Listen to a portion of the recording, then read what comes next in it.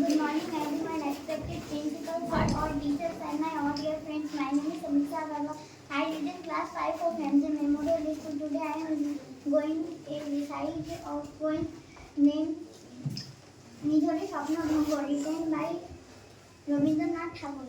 আজি প্রভাতে রবির ভোর, কেমনই বসিল প্রাণীর ভোর, কেমনই বসিল গুহার আধারে প্রভাত পাখির গান।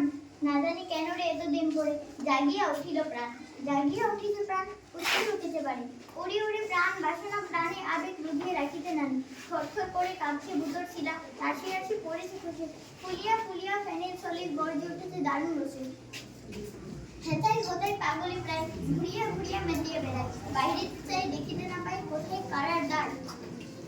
কেন রে বিধাতার পাষাণ হেন, চারিদিকে তার বাঁধন কেন? ভাঙড়ে হৃদয় ভাঙড়ে বাঁধন, সাধে আদিকে প্রাণীর সাধন। লহরীর পর লহরী তুলিয়া আঘাতের পর আঘাত কর।